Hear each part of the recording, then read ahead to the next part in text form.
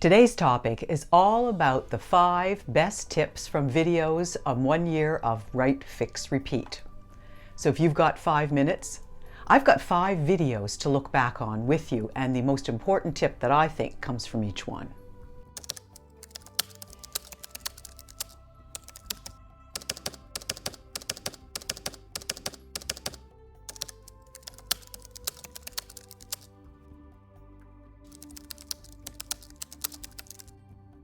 Well, it's been a whole year since I started doing these videos on Write, Fix, Repeat.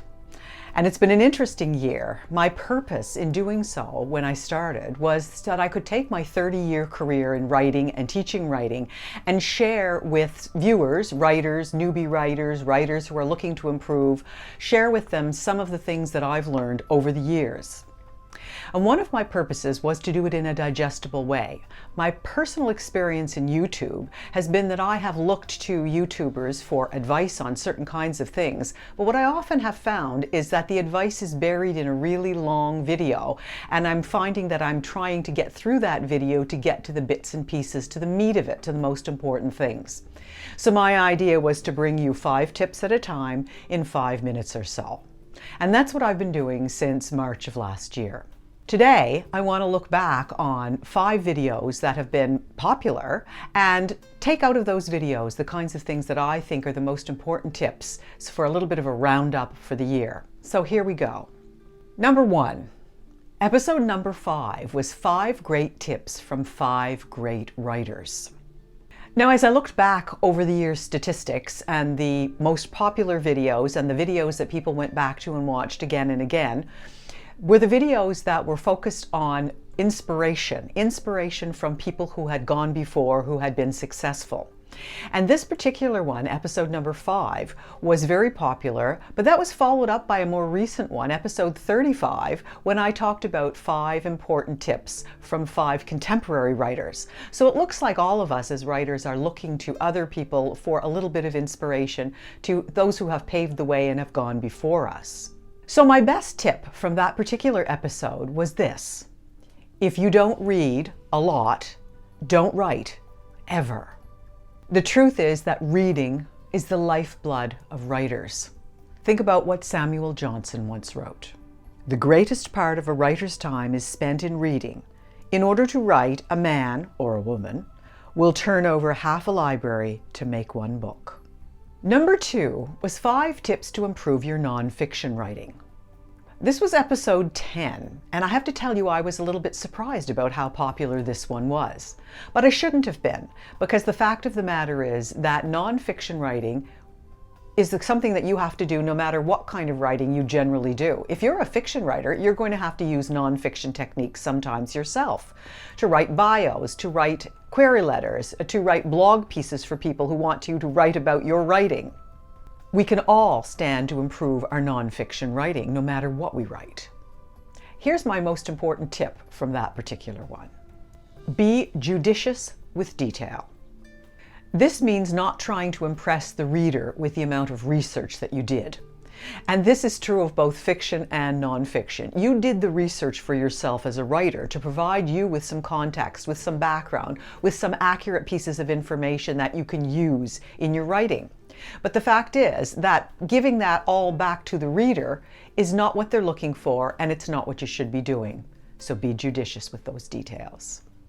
The next one was episode 15, 5 tips to improve your use of the em dash. Interestingly enough, punctuation tips are always popular.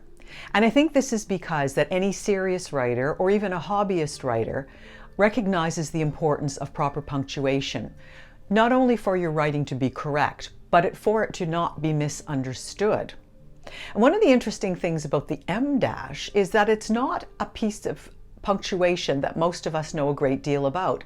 I remember learning grammar back in junior high school and punctuation, and I'm not sure I ever heard of an em dash. But the em dash is a special piece of punctuation because many people are not aware of its power. To tell you the truth, I happen to like the em dash a lot. Here's my most important tip from that particular episode. Don't ever use a hyphen or an en dash in place of an em dash. If you don't know how to use them and differentiate among them, don't use them. So if you want to review how to use the em dash and my tips for using them, you'll have to go back to episode 15 and find out. Number 4 is 5 tips for choosing better titles for your writing. No matter what you're writing, unless it's strictly for yourself in your journal, you're going to need a title for it. It doesn't matter whether it's a blog piece, or it's an article for a magazine, or a book, or an academic essay. All of them need titles. And choosing a good title that hooks readers, not to mention agents and editors, can be kind of tricky. Sometimes choosing a title absolutely stumps writers. Here's my best tip from that particular episode. Your title should reflect what the book, article, blog piece is really all about. Now, this seems like a no-brainer, and it should be self-evident. Your title should actually reflect what it's about. Unfortunately, these days, oftentimes people are choosing titles because they think they're going to have keywords in them, or they're going to have things that are going to be found on various search engines, etc., which don't necessarily reflect what's in the piece of writing. Stick to what's in it. My last one is 5 tips to avoid 5 commonly misused words. And these are the kinds of things that drive editors and agents and readers crazy. Now, writers who are interested in publishing are always interested in things that will not piss off editors. And just imagine using the wrong word, selecting the wrong word from a pair of words that are similar, and completely changing the meaning of what you're trying to say. So it really doesn't surprise me that figuring out how to use word pairs correctly is important to many writers. So here's my most important tip from that episode. The difference between the use of the word simple and simplistic. These 2 words do not mean the same thing. Using the wrong one is misleading, changes your message, and really shows you off to be not too bright when it comes to your writing. Don't know the difference between those 2 words? Well, you're going to have to go back to the episode and review it. Well, that's it. That's been quite a year all around. I'm going to continue to do a few of these videos as I find topics that I'm interested in presenting to you.